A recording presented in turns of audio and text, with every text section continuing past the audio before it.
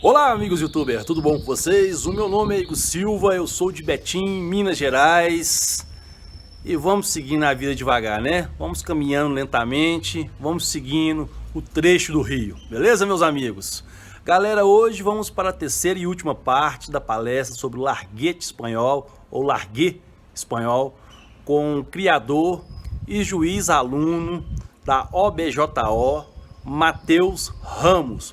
Palestra que foi ministrada no grupo Formando Canaricultores, WhatsApp e Telegram. Beleza, meus amigos? Desde já agradeço todos os moderadores do grupo por uma iniciativa brilhante que faz com que a canaricultura brasileira venha crescer cada vez mais.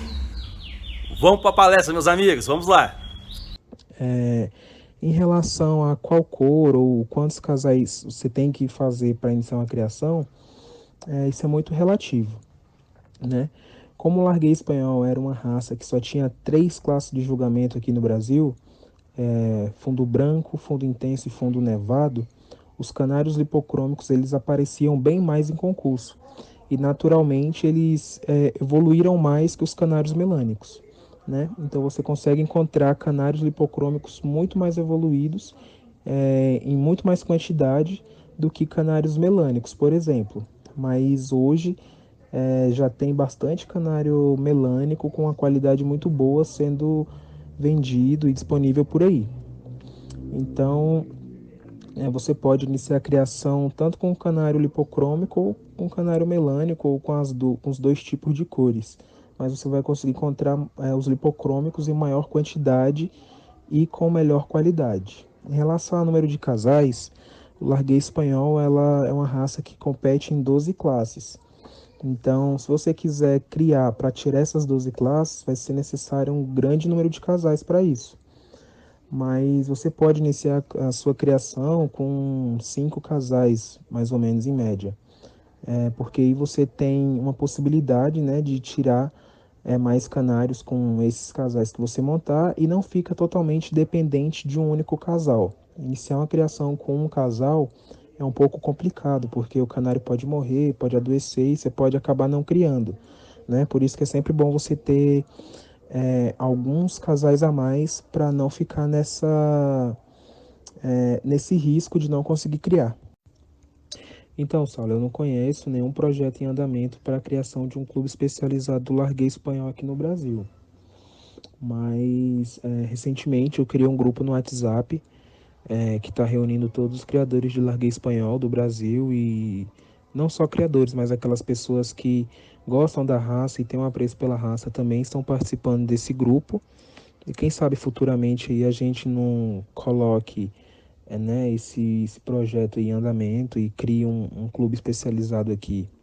Com certeza seria excelente para a raça e para o desenvolvimento, né, e divulgação da raça aqui no Brasil.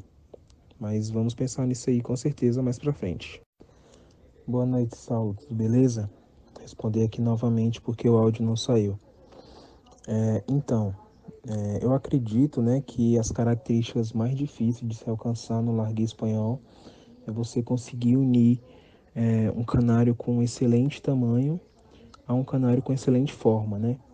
Normalmente, quando você consegue um canário com tamanho bom, acima dos 17 centímetros, esse canário acaba perdendo em relação à forma, né? O canário fica mais robusto, mais largo.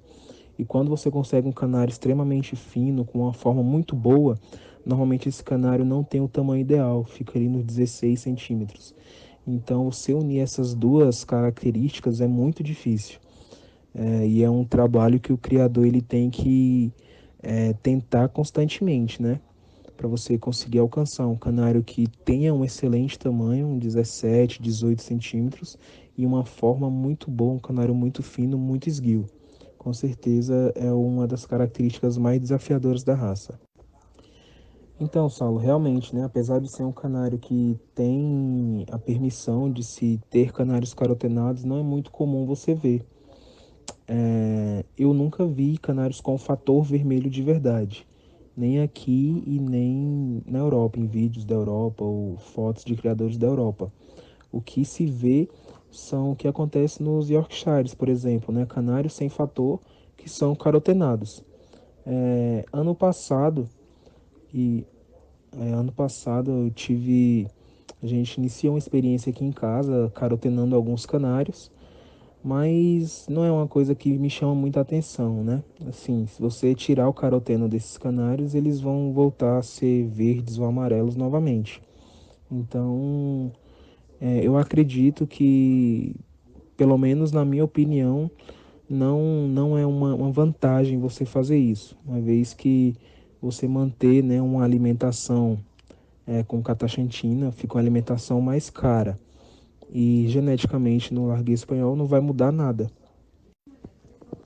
Eu acredito que tem sim semelhanças entre as duas raças. É claro que cada um dentro das suas características, mas se você for comparar, né, questão de standard em relação à forma, né, a forma de cabeça, pescoço, em relação à cabeça não tanto que isso mudou na raça espanhola, mas antes era bem comum, né, você ver raças espanholas com topo plano na cabeça.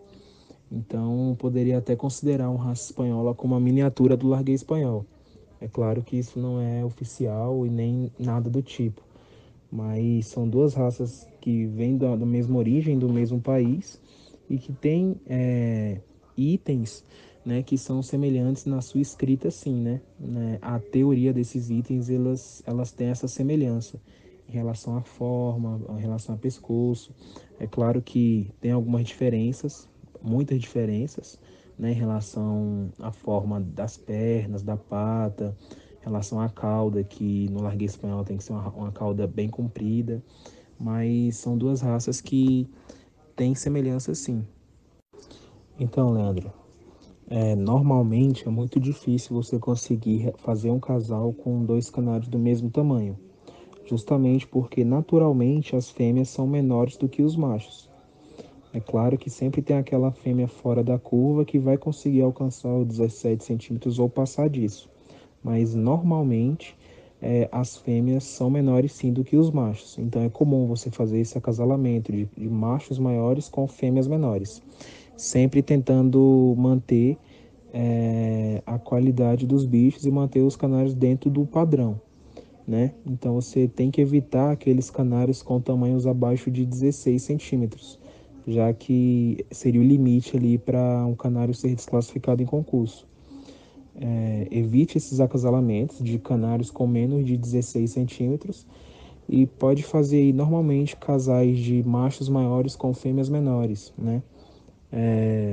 Pode acontecer de você ter uma fêmea maior do que um macho, pode sim, mas sempre tentando manter esse padrão, né, de canários com 17 centímetros que tenham excelente forma. Boa noite, Ronaldinho. Valeu, meu amigo. Então, em relação à criação, reprodução do larguês espanhol, eu sempre consegui manter uma média muito boa aqui em casa. Uma média de 6, quase 7 filhotes por casal. Um canário que cria bem, né? Não tem necessidade nenhuma de ama seca e sempre tiveram uma boa reprodução aqui, mantendo uma boa média de filhotes. O larguês espanhol são canários dóceis, né? Não são canários tão bravos assim.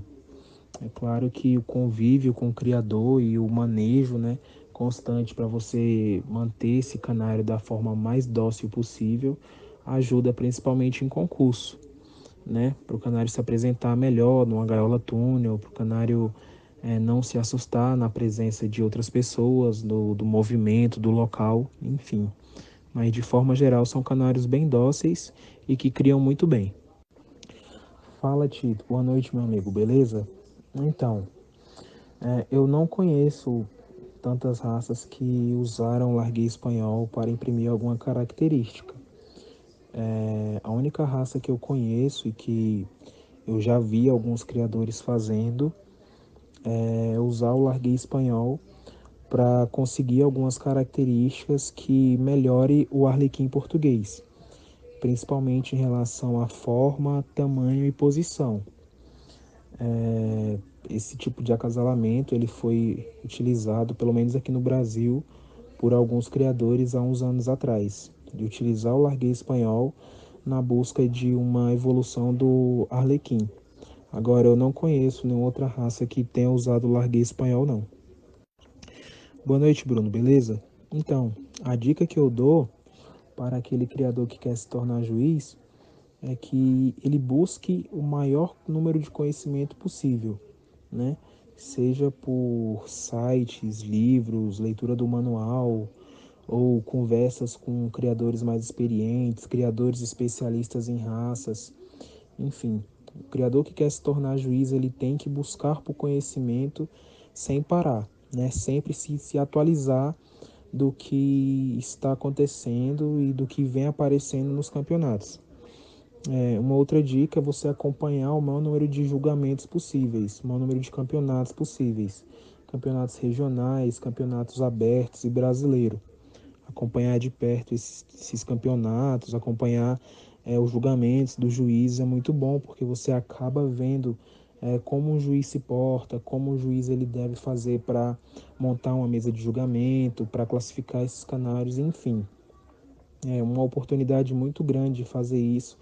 É você trabalhando como voluntário no Campeonato Brasileiro, puxando gaiolas, ou trabalhando como voluntário, puxando gaiolas em concursos regionais e abertos. Isso é muito bom e pelo menos me ajudou muito, né, nessa busca aí para me tornar juiz.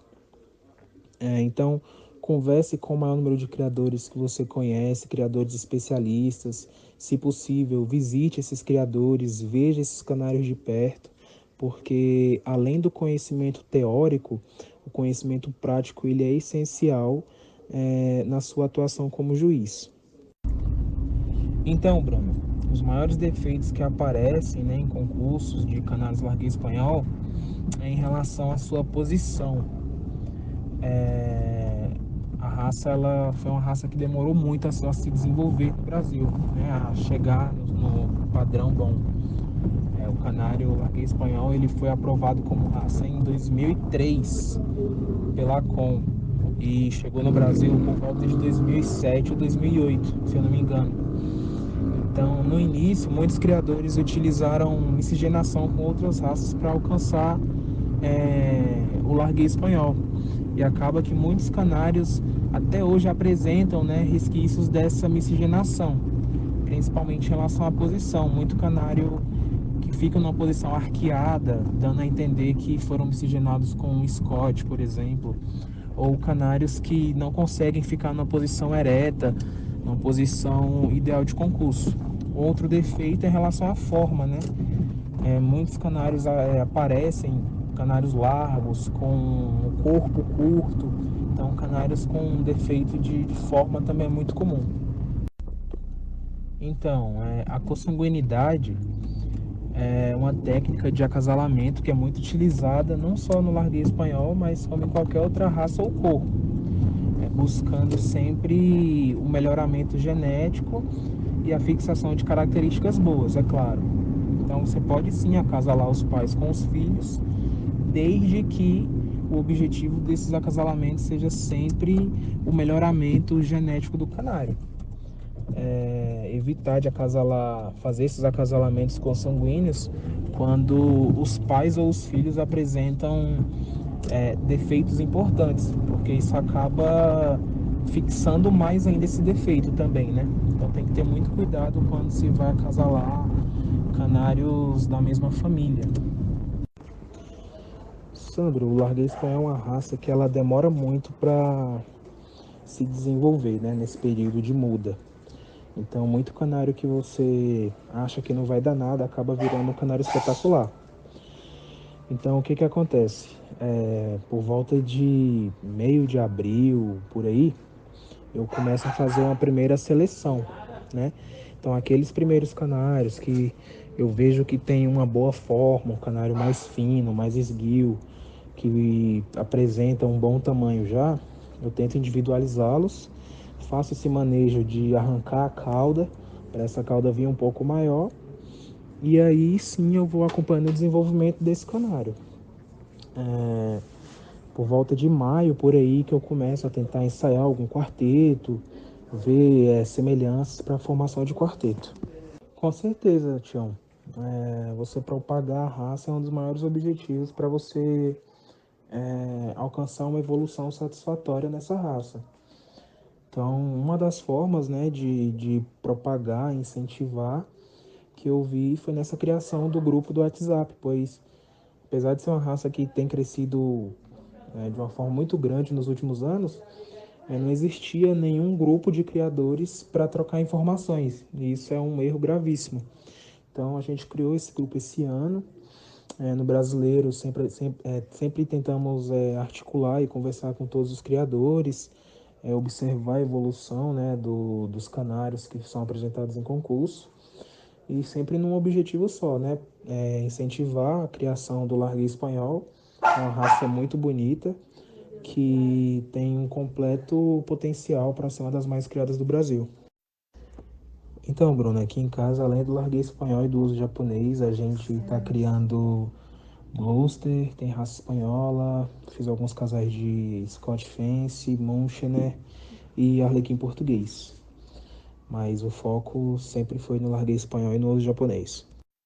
Então, Bruno, como eu sou daqui de Brasília e os abertos, a maioria são no estado de São Paulo, na região sul do país, para participar de vários abertos fica bem difícil financeiramente, né? Porque você fazer uma viagem para levar seus canários não fica nada barato. Mas eu costumo participar de pelo menos um aberto por ano, sim, para conseguir aquela vaga extra para ajudar, né, na competição da série. Então, Ricardo, beleza? Boa noite. Eu nunca cheguei a fazer esse tipo de acasalamento, né? Pelo menos no pequeno plantel de Arlequim que eu tenho, nunca foi necessário eu tentar uma miscigenação com o Larguei Espanhol para conseguir alguma característica. Eu acho que hoje, com o nível do Arlequim português no Brasil, não é mais necessário, né? Já se tem muitos canários bons aí, né, para ser disponibilizado e para fazer um melhoramento genético dos plantéis. Eu não acho que é necessário que seja feito esse acasalamento mais. Mas lá no início, quando não se tinha muitas aves importadas, né, quando os criadores estavam iniciando, eu acho que foi muito válido sim, porque querendo ou não, né, o tamanho do Larguei Espanhol ele se aproxima do tamanho do Arlequim português, né? É 1 centímetro de diferença. A posição é 60 graus, é a mesma posição. A forma do Arlequim ele tem que ser também esguio, um canário magro, né? Não tanto como o Larguei, mas você consegue afinar os canários com o Larguei Espanhol. Então lá no início esses acasalamentos eram válidos sim, desde que os criadores conseguissem fazer ele de uma maneira que não fosse gerar mais prejuízo do que qualidades, né? Hoje, como eu falei, eu acho que não tem mais necessidade de fazer isso, porque já tem muito canário bom da raça Arlequim português no Brasil e não há necessidade. Boa noite. Então, para você conseguir, né, que o Larguei consiga apresentar a sua melhor forma, né, num concurso, é necessário que você primeiramente de tudo, tenha canários de uma genética apurada, canários de um bom padrão e que você, de certa forma, maneje esses canários para isso. Então, o que que nós podemos fazer, né? O que que nós podemos fazer com isso? Para os criadores que têm espaço e têm gaiolas túneis disponíveis para a individualização dos canários, é bom você fazer isso porque no brasileiro eles são apresentados em gaiolas túneis, né? Eu, infelizmente, não tenho nem espaço e nem gaiolas túneis o suficiente para individualizar todos os canários. Então, eu acabo individualizando eles em gaiolas de choca normal, né?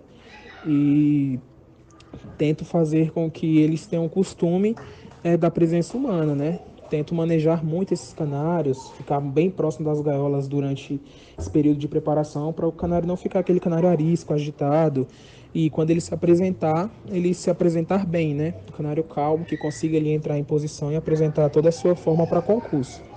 Para os criadores que têm esse tipo de gaiola e conseguem individualizar, é excelente, porque o canário ele acaba se acostumando muito mais, né, em um local, e quando ele vai para o brasileiro, ele permanece nesse local que ele já está habituado, né, que é a gaiola túnel. Então ele acaba se apresentando de uma maneira mais fácil. Queria agradecer mais uma vez, né, a oportunidade que me foi dada de estar explanando um pouco sobre essa raça aqui no grupo, tirando as dúvidas dos amigos.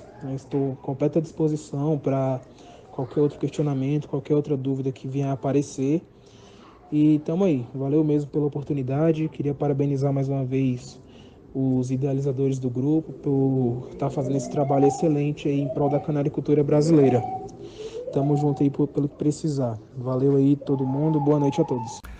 Então é isso aí, meus amigos. Mais uma vez agradeço a cada um de vocês e fiquem super atentos com a próxima palestra, meus amigos. É sobre o canário Norsk. Mais ou menos essa pronúncia, né? Vocês irão entender um pouquinho dessa pronúncia na palestra, beleza, meus amigos? Fiquem super atentos, que é uma palestra que me deixou eu surpreendido com o comportamento desse canário, beleza? Fiquem super atentos. Até a próxima, aguardo vocês. Fiquem com Deus. Tchau.